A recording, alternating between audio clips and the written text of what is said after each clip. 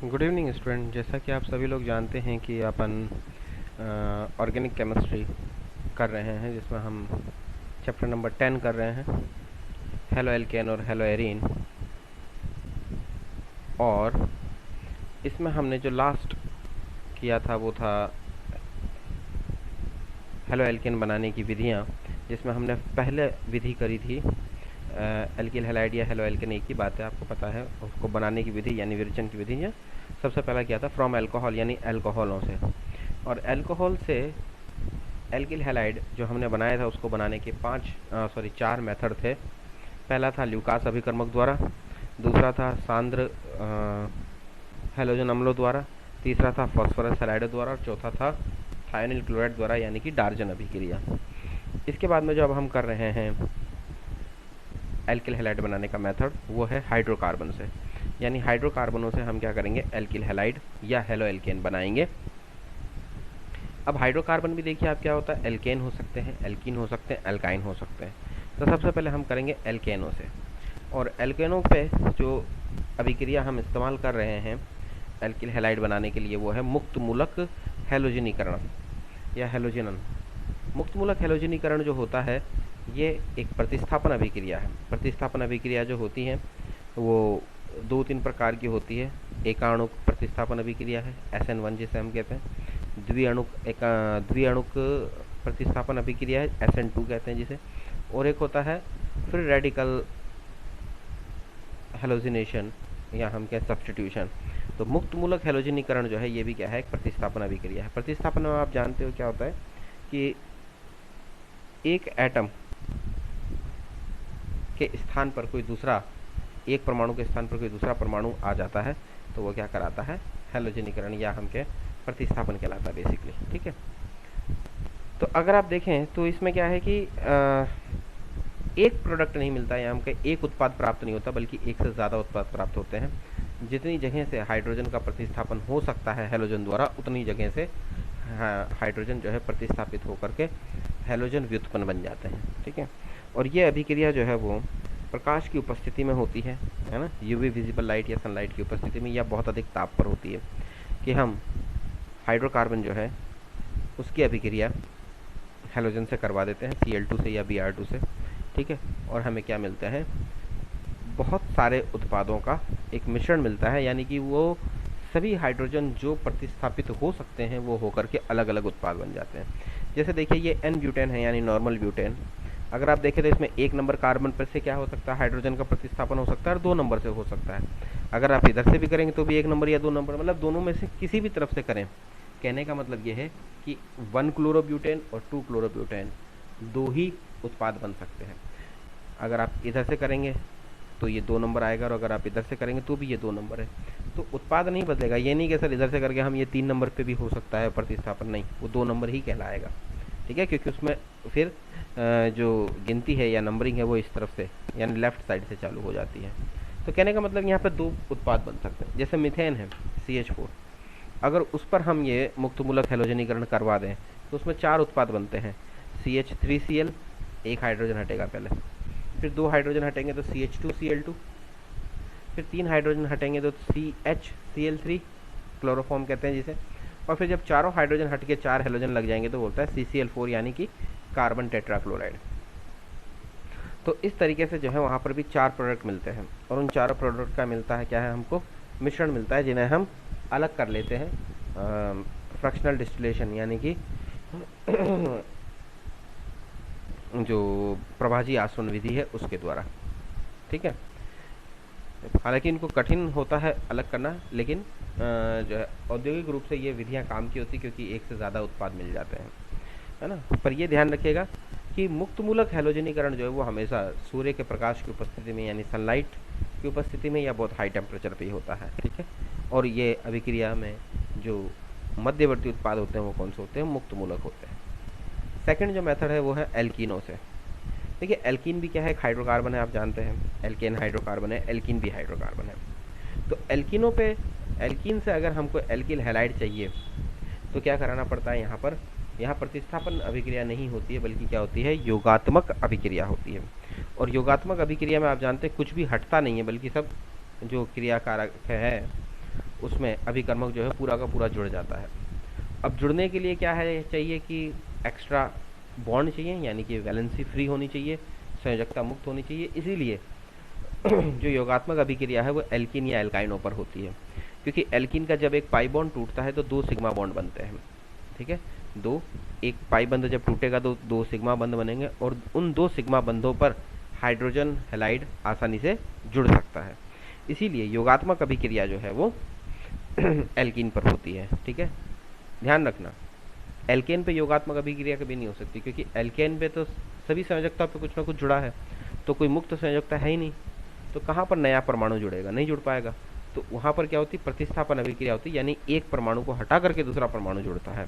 लेकिन एल्कीन में क्या होती है, योगात्मक अभिक्रिया हो सकती है, क्योंकि एल्कीन में जैसे ही एक पाई बंध टूटता है 2 सिग्मा बॉन्ड बन जाते हैं या 2 सिग्मा बंध बन जाते हैं, और उन दोनों सिग्मा बंध पे यानी कि 2 नई संयोजकता मुक्त हो जाती है, वहाँ पर कोई भी अभिकर्मक आसानी से जुड़ सकता है। ठीक है, तो एल्कीनों में हम कर रहे हैं सबसे पहले हाइड्रोजन हैलाइड का योग कर रहे हैं, है ना, किसके द्वारा, योजन अभिक्रिया द्वारा। देखिए ये लिखा हुआ है योजक द्वारा, योगज द्वारा। ठीक है, योजन अभिक्रिया होती है ये, या योगात्मक अभिक्रिया कहलाती है ये। ठीक है, देखिए सी डबल बॉन्ड सी, ये वाटर मार्क के नीचे थोड़ा ध्यान से देखिएगा, नहीं तो बुक्स में आप देख सकते हैं, आपके पास होंगी। हाइड्रोजन हैलाइड का योग हुआ है HX। तो देखिए जब ये एक पाई बॉन्ड टूटेगा तो 2 सिग्मा बॉन्ड बनेंगे। अब यहाँ पर कहीं पर भी आप हाइड्रोजन और कहीं पर भी हेलोजन जोड़ दोगे कोई फर्क नहीं पड़ेगा, दोनों तरफ से सेम है ये यौगिक। ठीक है, ऐसा यौगिक जब सिग्मा पाई बॉन्ड के दोनों तरफ, यानी दोनों तरफ कार्बन वालों पे अगर सेम ग्रुप जुड़े हुए हों या इक्वल ग्रुप जुड़े हुए हों, समान समूह हों, तो इस प्रकार की एल्कीन क्या कहलाती है, सममित एल्कीन कहलाती है। लेकिन अगर एल्कीन असममित हो, असममित का मतलब यह है कि डबल बॉन्डेड जो कार्बन है, यानी द्विबंध से जुड़े हुए जो 2 कार्बन है, उसके दोनों तरफ जुड़ने वाले समूह समान ना हो, अलग अलग हो, तो वो कैसी कहलाती, असममित एल्कीन कहलाती। जैसे देखिए ये वाली कर्सर आपको दिख रहा होगा, ये प्रोपीन जो है, प्रोप 1 इन प्रोपीन, ये देखिए डबल बॉन्डेड कार्बन एटम, ये 2 हैं द्विबंध से जुड़े हुए 2 कार्बन एटम। इस कार्बन यानी राइट वाले कार्बन के देखें तो आप 2 जो संयोजकताएं हैं उस पर 2 हाइड्रोजन है, और इस कार्बन की जो बची हुई 2 संयोजकताएं हैं उन पे एक पे हाइड्रोजन है और एक पे मेथिल समूह है, यानी CH3 है। तो यानी कि दोनों तरफ, द्विबंध के दोनों तरफ लगने वाले समूहों की संख्या, या हम कहें दोनों समूह बराबर नहीं है। जब बराबर नहीं होते तो ऐसी एल्कीन क्या कहलाती है, असममित एल्कीन। ऐसी एल्कीन पर जब हाइड्रोजन हैलाइड का योग होता है तब आप ये नहीं कह सकते कि कहीं पर भी हाइड्रोजन जुड़ जाए, कहीं पर भी हेलोजन जुड़ जाए, कोई फर्क नहीं पड़ेगा। ऐसा तभी हो सकता है जब तक सममित एल्कीन है। देखिए ये सममित एल्कीन थी, तो इसमें किसी पे भी हाइड्रोजन जोड़ा, किसी पे भी हेलोजन जोड़ा, कोई फर्क नहीं पड़ता, क्योंकि बनेगा वही 1 हेलो एल्केन, है ना भाई। इधर भी जुड़ जाएगा तो भी 1 हेलो एल्केन, इधर भी जुड़ जाएगा तो भी 1 हेलो एल्केन, तो कोई फर्क नहीं पड़ना था। लेकिन यहाँ फर्क पड़ेगा, क्योंकि अगर 1 नंबर कार्बन पर जुड़ा हेलोजन तो 1 हेलो प्रोपेन बनेगा, और 2 पे जुड़ा तो 2 हेलो प्रोपेन, दोनों प्रोडक्ट अलग अलग है, यानी दोनों उत्पाद अलग अलग है। तो होता क्या है यहाँ पर, अब कौन सा मुख्य उत्पाद होगा, बनेंगे दोनों। आप देखें ये प्रोपीन है, प्रोप 1 इन, और उस पर HI का योग हुआ है, हाइड्रोजन आयोडाइड का। तो आप देखें 1 आयोडोप्रोपेन भी बना है, 2 आयोडोप्रोपेन भी बना है। आप देखेंगे 2 आयोडोप्रोपेन के नीचे मुख्य उत्पाद लिखा है और 1 आयोडोप्रोपेन के नीचे अल्प उत्पाद लिखा है। तो बनते दोनों हैं, लेकिन सवाल यहाँ ये उठता है कि कौन सा मुख्य उत्पाद होगा और क्यों। तो यहाँ पर जो मुख्य उत्पाद होता है वो मार्कोनिकॉफ के नियम के अनुसार होता है, और मार्कोनिकॉफ का नियम आपने 11वीं क्लास में पढ़ रखा है, पूरा मैकेनिज्म था उसका, यानी क्रियाविधि भी दी हुई है कि मार्कोनिकॉफ के नियम के अनुसार जिस कार्बन पे, यानी द्विबंधित कार्बन की बात हो रही है, द्विबंध से जुड़े हुए 2 ही कार्बन है, देखिए द्विबंध से जुड़े हुए ये 2 कार्बन है, कि द्विबंधित कार्बन पे, द्विबंधित कार्बनों में से जिस कार्बन पर हाइड्रोजन परमाणुओं की संख्या कम होती है, हेलोजन उस पर जाकर के जुड़ता है। अगर आप ये द्विबंधित कार्बन परमाणु देखें तो इसके पास में 2 हाइड्रोजन है और इसके पास में 1 ही है। तो जिसके पास हाइड्रोजन परमाणुओं की संख्या कम होती है वहाँ हेलोजन जाके जुड़ता है। आप देखिए 2 नंबर कार्बन पे यह हेलोजन जुड़ा हुआ है आयोडीन, यहाँ 1 नंबर पे जुड़ा हुआ है आयोडीन। तो कहने का मतलब यह है कि जब जिस कार्बन के पास में हाइड्रोजन परमाणुओं की संख्या कम होती है उस पर जाकर का हेलोजन जुड़ता है, वह उत्पाद क्या होता है, मुख्य उत्पाद होता है। तो देखिए ये है मेजर प्रोडक्ट और ये वाला क्या हो गया, माइनर, यानी कि अल्प उत्पाद हो गया। ठीक है, तो ये मार्कोनिकॉफ के नियम के अनुसार हुआ। देन उसके बाद में है हेलोजन के संयोजन द्वारा। केवल हेलोजन का भी योग कराया जा सकता है ना, डाई हेलोजन का, जैसे Cl2 है, Br2 है, I2 है उनका। और उसका जो योग होगा वो भी किस पर होगा, नेचुरल सी बात है, एल्कीन पर ही होगा, क्योंकि एल्केन पर तो क्या होता है, प्रतिस्थापन अभिक्रिया होती है ना। योगजन अभिक्रिया जो है वो किस पर होगी, एल्कीन पर होगी। तो एल्कीन की अभिक्रिया या एल्कीन की रिएक्शन हम Br2 से कराते हैं ब्रोमीन के साथ में कार्बन टेट्राक्लोराइड की उपस्थिति में, यानी विलायक यहाँ क्या है, कार्बन टेट्राक्लोराइड की उपस्थिति में कराते हैं। तो हमें क्या बनता है, विसिनल डाइब्रोमाइड बनता है। देखिए जैमिनल और विसिनल जो नामांकन है ये आपने 11th क्लास में पढ़ रखा है। एक ही कार्बन पे दो समान ग्रुप जुड़े हों, दो समान ग्रुप एक ही कार्बन पे जुड़े हैं तो वो कहलाता है जैमिनल, ठीक है। और अगर पास पास वाले यानी एडजेसेंट कार्बन पर, बिल्कुल पास पास वाले कार्बन पे दो समान ग्रुप जुड़े हो तो वो कहलाता है विसिनल। हिंदी में भी विसिनल ही बोलते हैं वैसे, और इसको एक हिंदी में और नाम दिया है सनिधि डाइहैलाइड, है ना। और ये चूंकि ब्रोमीन है तो क्या हो जाएगा, विसिनल डाइब्रोमाइड। आप इसको जैम और विस ज़्यादा याद रखो, जैमिनल और विसिनल वो ज़्यादा आसान है, ना कि ये सनिधि वगैरह। मेरे हिसाब से तो विसिनल ज़्यादा बेटर रहेगा, ठीक है। तो ये एक टेस्ट है जो अनसैचुरेशन, यानी कि आपको मालूम है सैचुरेटेड यानी कि संतृप्त हाइड्रोकार्बन कौन से होते हैं, जहाँ जिस हाइड्रोकार्बन में सारे सिंगल बॉन्ड हो वो संतृप्त हाइड्रोकार्बन कहलाते हैं। और जब कार्बन कार्बन के बीच में डबल बॉन्ड या ट्रिपल बॉन्ड आ जाता है तो वो असंतृप्त हाइड्रोकार्बन कहलाते हैं। तो लैब में अगर आपको कोई यौगिक दे दिया जाए और पूछा जाए कि ये संतृप्त है या असंतृप्त है, उसकी जांच करनी है, तो ये जो रिएक्शन अभी हमने बताई है हैलोजन के आयोजन द्वारा, ये रिएक्शन उस टाइम पे काम में ली जाती है। जो यौगिक आपको दिया गया है उसके क्या किया जाता है, ब्रोमीन डाल दी जाती है CCl4 की उपस्थिति में।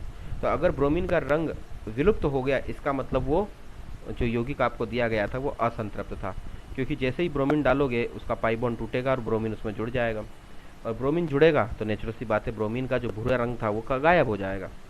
और अगर यही हाइड्रोकार्बन जो था अगर ये संतृप्त होता तो फिर ब्रोमीन इसके साथ अभिक्रिया नहीं करता, और नहीं करता तो ब्रोमीन का रंग गायब नहीं होता या रंगहीन नहीं होता। तो संतृप्तता और असंतृप्तता की जांच करने के लिए भी ये टेस्ट इस्तेमाल किया जाता है, ठीक है। नेक्स्ट है हैलोजन विनिमय द्वारा, यानी कि हैलोजन एक्सचेंज। देखिए अभी तक हमने जो एल्किल हैलाइड बनाए हैं वो कौन से बनाए हैं, एल्किल क्लोराइड और एल्किल ब्रोमाइड बनाए। एल्किल आयोडाइड नहीं बनाया हमने अभी तक,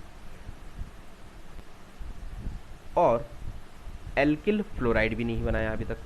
उसका कारण है एल्किल आयोडाइड जो बनता है उसके साथ के जो उत्पाद बनते हैं, क्योंकि आयोडाइड का क्या है, साइज़ बहुत बड़ा होता है, तो उसके साथ के जो उत्पाद बनते हैं वो उस रिएक्शन को वापस क्या कर देते हैं, रिवर्स कर देते हैं, यानी कि जो है वापस पश्चिम दिशा में मोड़ देते हैं। और जो फ्लोराइड उत्पाद बनते हैं वो क्या होते हैं, थोड़े से एक्सप्लोजिव नेचर होते हैं, या हम कहें कि एक्सोथर्मिक होते हैं, बहुत ज़्यादा ऊष्माक्षेपी अभिक्रिया होती है, तो अनकंट्रोल्ड हो जाती है वो रिएक्शन। तो इसलिए जो हमने अभी तक जनरल मेथड इस्तेमाल किए हैं, सामान्य जो मेथड इस्तेमाल किए हैं बनाने के, यानी हाइड्रोकार्बन से बनाया है, एल्केन से, एल्कीन से और एल्कोहलों से बनाए हैं एल्किल हैलाइड, वहाँ पे हमने अभी तक एल्किल आयोडाइड नहीं बनाया, एल्किल फ्लोराइड नहीं बनाया, तो वो हम अब बनाएंगे। पहला मेथड जो है वो है आयोडाइड बनाने का, और उसे हम कहते हैं फिंकलस्टीन अभिक्रिया। क्या कहते हैं, फिंकलस्टीन अभिक्रिया। देखिए फिंकलस्टीन अभिक्रिया में क्या कराते हैं, एल्किल हैलाइड की अभिक्रिया सोडियम आयोडाइड से करवाई जाती है शुष्क एसीटोन की उपस्थिति में। किसमें, शुष्क एसीटोन की उपस्थिति में। तो एल्किल आयोडाइड बन जाता है और NaX यानी सोडियम हैलाइड बनेगा। अब X का मतलब क्या है लिया भी यार, तो यानी कि सोडियम क्लोराइड या सोडियम ब्रोमाइड बन जाता है साथ में, ठीक है। तो देखिए अगर आप इसको उल्टा देखें तो भी हैलोजन एक्सचेंज ही हो रहा है, यानी प्रोडक्ट से रिएक्टेंट की तरफ, उत्पाद से क्रियाकारकों की तरफ जाएंगे तो भी क्या हो रहा है, बेसिकली हैलोजन एक्सचेंज हो रहा है, तब भी हो रहा तो हैलोजन का विनिमय है। चाहे क्रियाकारकों से उत्पाद जाएं या उत्पाद से क्रियाकारकों की तरफ जाएं, हैलोजन का विनिमय हो रहा है। और ये होता है, इसीलिए ये अभिक्रिया क्या करवाई जाती है, शुष्क एसीटोन की उपस्थिति में करवाई जाएगी, क्योंकि जो सह उत्पाद है NaX, NaCl या NaBr, ये पानी में तो घुल जाता है, और घुलेगा तो वापस RI के साथ में रिएक्शन करके RX दे देगा, और लेकिन ये एसीटोन के अंदर घुलते नहीं हैं, ठीक है। ये जो सह उत्पाद है NaX यानी कि सोडियम क्लोराइड या सोडियम ब्रोमाइड, ये एसीटोन में नहीं घुलते, शुष्क एसीटोन जो हमने लिया है उसमें नहीं घुलेंगे, और जब उसमें नहीं घुलेंगे तो ये क्या होंगे, अवक्षेपित हो जाते हैं, और अवक्षेपित हो गए तो ये वापस RI के साथ में अभिक्रिया नहीं कर पाते हैं, और यह अभिक्रिया वापस पश्चिम या अग्र दिशा में ही चलती है, पश्चिम दिशा में नहीं जा पाती। इसका कारण देखो दिया हुआ है यहाँ। इस प्रकार प्राप्त NaCl NaBr शुष्क एसीटोन में अवक्षेपित हो जाते हैं, और ये ली शीतलीय के अनुसार अगर अभिक्रिया को सुगम बना देता है, मतलब कि बैकवर्ड नहीं जाती रिएक्शन, फॉरवर्ड डायरेक्शन में ही जाती रहती है। ठीक है, मालूम चला, वरना थोड़ी सी आगे जाएगी फिर थोड़ी बैकवर्ड जाएगी तो जो उत्पाद है वो कम बनेगा। इसलिए हम ये अभिक्रिया शुष्क एसीटोन की उपस्थिति में करवाते हैं और इसे फिंकलस्टाइन अभिक्रिया कहते हैं। ठीक है, नेक्स्ट जो है इसी के अंदर एक है जिससे हम फ्लोराइड बनाएं और उस अभिक्रिया को कहते हैं हम स्वार्ट्स अभिक्रिया। नाम देखिए, ये कर्सर आपको दिख रहा होगा, स्वार्ट अभिक्रिया। धात्विक फ्लोराइड जो होते हैं जैसे कि AgF silver fluoride, mercury fluoride, cobalt fluoride या एंटीमनी फ्लोराइड यानी AgF, Hg2F2, COF2 और SbF3, ये धात्विक फ्लोराइड है और इन्हें हम कहते हैं स्वार्ट अभिकर्मक। यानी स्वार्ट अभिकर्मक की उपस्थिति में अगर हम एल्किल ब्रोमाइड या एल्किल क्लोराइड की अभिक्रिया धात्विक फ्लोराइडों से करवाई जाए, ठीक है, तो आसानी से क्या बन जाता है, एल्किल फ्लोराइड का निर्माण हो जाता है और इसे हम क्या कहते हैं, स्वार्ट अभिक्रिया कहते हैं। ठीक है, इसके बाद में देखिए कुछ क्वेश्चंस दिए हुए हैं, इन्हें प्लीज़ सॉल्व करना। एक ही क्वेश्चन है बेसिकली और उसका आंसर भी दिया हुआ है, इसको करने की कोशिश करना खुद अपने हिसाब से भी। ठीक है, अभी तक हमने किया है एल्किल हैलाइडों का विरचन, अब है हेलो एरिन का, यानी कि देखो एल्किल हैलाइड बना दिया है ना, और अब हम करेंगे हेलो एरिन, है ना, यानी हेलो एल्केन तो बना लिया, अब हेलो एरिन बनाएंगे। हेलो एरिन बनाने के लिए भी क्या है, वापस देखिए वही है, सबसे पहला मेथड जो है वो है हाइड्रोकार्बन से। लेकिन अब की बार हाइड्रोकार्बन से जब हम एरिल हैलाइड बना रहे हैं या हेलो एरिन बना रहे हैं तो जो अभिक्रिया इस्तेमाल हो रही है वो है इलेक्ट्रॉन स्नेही प्रतिस्थापन अभिक्रिया। इलेक्ट्रॉन रागी भी बोलते हैं, आपकी बुक के अंदर इलेक्ट्रॉन रागी लिखा है, जनरली हम इसको इलेक्ट्रॉन स्नेही प्रतिस्थापन अभिक्रिया कहते हैं। ठीक है, और आप देखेंगे इलेक्ट्रॉन स्नेही प्रतिस्थापन का मतलब ये है कि देखिए जब भी आप हाइड्रोकार्बन से करेंगे तो आपको प्रतिस्थापन अभिक्रिया करनी पड़ सकती है। प्रतिस्थापन में क्या होता है कि हाइड्रोजन का प्रतिस्थापन होता है हैलोजन के द्वारा नॉर्मली। ठीक है, हाइड्रोजन को प्रतिस्थापित कौन कर देता है, हैलोजन कर देता है। ठीक है, तो हाइड्रोकार्बन में अब इलेक्ट्रॉन्स नहीं है तो यानी कि प्रतिस्थापन किसके द्वारा होगा, इलेक्ट्रॉन स्नेही के द्वारा प्रतिस्थापन होगा। आप देखें यहाँ पर वाटरमार्क के नीचे आप देखें ध्यान से, नहीं तो बुक्स में देखिएगा आप कि टोल्यूइन लिया गया है। बेंजीन के ऊपर जब CH3 जुड़ा होता है उसे टोल्यूइन कहते हैं। ठीक है, और टोल्यूइन की अभिक्रिया करवाई गई है हैलोजन के साथ में X2 यानी Cl2 या Br2 के साथ में in the presence of catalyst यानी उत्प्रेरक की उपस्थिति में। और उत्प्रेरक क्या है, यहाँ पे आयरन या आयरन क्लोराइड, ठीक है, FeCl3, उसकी उपस्थिति में अंधेरे में ये रिएक्शन करवाई जाती है इन द डार्क। ठीक है, तो जो एरीन है उसका हाइड्रोजन जो है वो प्रतिस्थापित हो जाता है क्लोरीन या ब्रोमीन के द्वारा, और जो हाइड्रोजन प्रतिस्थापित होता है वो कहाँ से होता है, ऑर्थो या पैरा पोजीशन से होता है, यानी ऑर्थो या पैरा स्थिति से होता है। अगर आप टोल्यूइन की रेजोनेटिंग स्ट्रक्चर देखें यानी अनुनादी संरचनाएं देखें तो आपको पता चलेगा कि टोल्यूइन में ऑर्थो और पैरा स्थिति पर क्या होता है, इलेक्ट्रॉन घनत्व ज़्यादा आता है, और इलेक्ट्रॉन्स नहीं कौन होते, जिनके ऊपर धनावेश होता है। तो इलेक्ट्रॉन्स नहीं हमेशा वहाँ आक्रमण करते हैं जहाँ पर धनावेश ज़्यादा ऋणावेश ज़्यादा हो, क्योंकि इलेक्ट्रॉन्स नहीं के खुद के ऊपर क्या है, धनावेश है, तो उसको क्या चाहिए, ऋणावेश चाहिए। तो जहाँ इलेक्ट्रॉन घनत्व ज़्यादा होता है वहाँ अटैक करते हैं, और इलेक्ट्रॉन घनत्व टोल्यूइन में कहाँ पर होगा ज़्यादा, ऑर्थो और पैरा पोजीशन पे, यानी ऑर्थो और पैरा स्थिति पे। तो देखिए ऑर्थो हेलो टोल्यूइन और पैरा हेलो टोल्यूइन बनते हैं। तो अगर आपसे ये पूछा जाए कि ये दो प्रोडक्ट क्यों बने हैं तो ड्यू टू दी, तो ये ध्यान रखना कि ये किसकी वजह से बने हैं, इसकी रेजोनेंस की वजह से या अनुनाद की वजह से, क्योंकि ऑर्थो और पैरा पर क्या जाता है, इलेक्ट्रॉन घनत्व जाता है, तो इलेक्ट्रॉन्स नहीं कहाँ अटैक करेगा, ऑर्थो और पैरा स्थिति पर अटैक करता है और दोनों जगह जाके जुड़ जाता है। ठीक है, तो ये थी इसकी कहानी। अब एक चीज़ ध्यान रखिएगा कि ऑर्थो और पैरा पोजीशन आप जानते हैं कौन सी होती है ना, ऑर्थो है ये बीच वाली, मेटा है ये पैरा उपस्थिति है ना, तो ये जो है ये रिएक्शन हुई है। अब ऑर्थो और पैरा जो उत्पाद होते हैं इनमें गलनांकों में बहुत अंतर होता है, तो इनको आसानी से क्या किया जा सकता है, अलग किया जा सकता है। आयोडीन के साथ ये अभिक्रिया अगर हम कराएं, जैसे यहाँ हमने X2 लिया था, X2 मैंने कहा था या तो Cl2 होगा या Br2 होगा, I2 या F2 नहीं होगा, कारण उसका यहाँ नीचे दिया हुआ है। देखो अगर हम यहाँ I2 ले लें तो सह उत्पाद क्या बनेगा, HI, क्योंकि जो हाइड्रोजन निकला वो किसके साथ गया, हैलोजन के साथ, HCl बनता है यहाँ, या HBr बनता है। आयोडीन लोगे तो क्या बनेगा, HI। तो जो HI है वो क्या करता है, वहाँ पे अभिक्रिया क्या हो जाती है, रिवर्सिबल यानी उत्क्रमणीय हो जाती है आयोडीन के साथ में, क्योंकि HI बनेगा और HI क्या होता है, ऑक्सीकृत करने के लिए या HI बनता है जो क्या कर देता है इस अभिक्रिया को, कहने का मतलब है कि वापस रिवर्सिबल करवा देता है, क्योंकि वो क्या है, एक रिड्यूसिंग एजेंट है। तो इसलिए ये अभिक्रिया यानी कि रिड्यूसिंग मतलब अपचायक है ना, कि हिंदी में थोड़ा सा दिक्कत आती है। तो HI क्या है, एक अपचायक है जो क्या करेगा, इस अभिक्रिया को रिवर्स कर देता है, यानी कि विपरीत दिशा में ले जाता है, यानी वापस क्रियाकारक बना देता है। इसलिए ये अभिक्रिया क्या है, ऑक्सीकारकों की उपस्थिति में करवाई जाती है। और ऑक्सीकारक कौन है यहाँ पर, HNO3 यानी नाइट्रिक अम्ल या HiO3। वो क्या करते हैं, HI को वापस क्या कर देते हैं, ऑक्सीडाइज कर देते हैं, यानी ऑक्सीकृत कर देते हैं, जिससे HI जो है इस रिएक्शन से अलग हो जाता है और वो वापस इस अभिक्रिया को वापस पीछे की तरफ नहीं ले जा पाता, यानी क्रियाकारकों की तरफ नहीं ले जा पाता।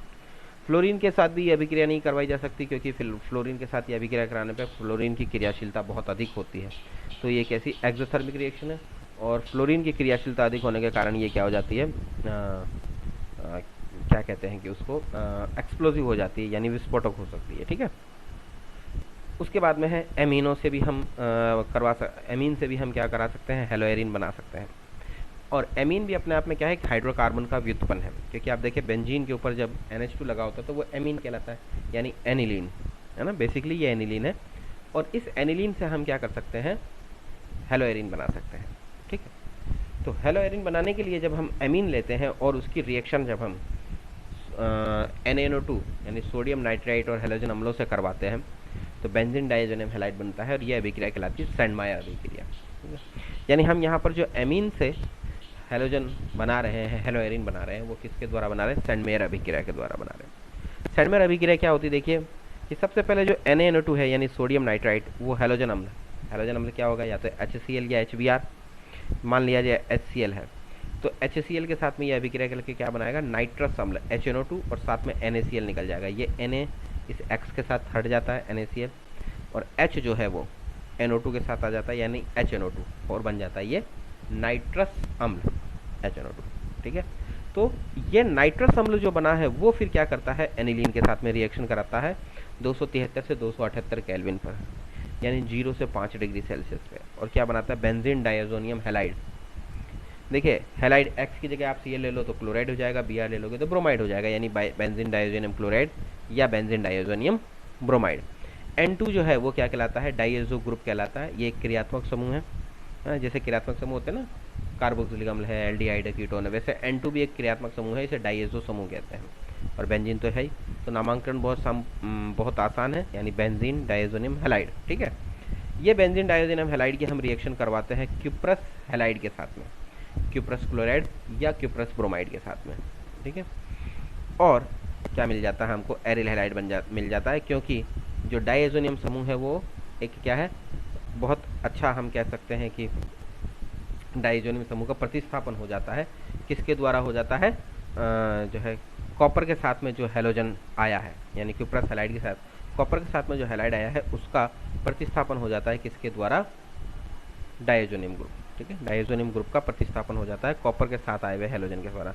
देखिए आप देखिए Cu2X2 है ये, इसे हम सिंपल लैंग्वेज में CuX भी लिख सकते हैं, इसीलिए मैंने कहा क्यूप्रस, क्योंकि कॉपर की जब +1 चार्ज होता है तो वो क्यूप्रस कहलाता है। ठीक है, तो वही है कि डाइएजोनियम लवण बनते हैं, और ताज़ा बना डाइएजोनियम लवण और क्यूप्रस क्लोराइड या क्यूप्रस ब्रोमाइड के विलयन को मिलाने पर डाइएजोनियम समूह Cl अथवा Br के द्वारा प्रतिस्थापित हो जाता है। वो Cl या Br कहाँ से आएगा, कॉपर वाला। ये ध्यान रखिएगा कि यहाँ पर जो ये X लगा है, ये X कौन सा लगता है, जो कॉपर के साथ में होता है, यानी अगर कॉपर के साथ में यहाँ Cl है तो यहाँ Cl जुड़ेगा, कॉपर के साथ यहाँ Br है तो यहाँ Br जुड़ेगा। जो डाइएजोनियम के साथ में हेलोजन लगा था वो तो हट जाता है, क्योंकि ये पूरा एक साथ हटेगा, यहाँ से ये पूरा एक साथ हट जाएगा, और कॉपर के साथ में जो हेलोजन है वो यहाँ जाके जुड़ जाएगा। डाइएजोनियम ग्रुप जो है वो नाइट्रोजन गैस ग्रुप में अलग हो जाएगा, और ये जो हेलोजन है ये कॉपर के साथ में वापस अलग हो जाता है। ये आप ध्यान रखिएगा। ठीक है, और यही अगर हमें आयोडीन के साथ या Ki के साथ में ये अभिक्रिया करवानी है तो क्यूप्रस हैलाइड की भी ज़रूरत नहीं होती, यानी उत्प्रेरक की ज़रूरत नहीं है, क्योंकि Ki जो है पोटेशियम आयोडाइड जो है वो हाईली रिएक्टिव होता है, यानी बहुत ज़्यादा अधिक क्रियाशील है, तो उत्प्रेरक की आवश्यकता नहीं होती है हमें। ठीक है। और यह अभिक्रिया आसानी से हो जाती है कि डाइज़ोनियम हैलाइड की रिएक्शन हम के के साथ में कराएं तो नॉर्मली मिक्स करने पर यानी शेक करने पर देखो ये आयोडीन यहाँ पे जुड़ जाता है और नाइट्रोजन गैस निकल जाती है। ठीक है, तो ये थे हेलोएरिन और एल्किल हैलाइड और हेलो एल्केन और हेलोएरिन के बनाने की विधियाँ जो कि यहाँ पर हो गई हैं ख़त्म। ठीक है, उसके बाद में देखिए कुछ यहाँ पे कुछ क्वेश्चन सॉल्व एग्जाम्पल है और कुछ अनसॉल्व भी हैं, ये आप कंप्लीट करें। और उसके बाद में आते हैं भौतिक गुण। ये लोग भौतिक गुण जो है अपन करेंगे अब कल। ठीक है, थैंक यू।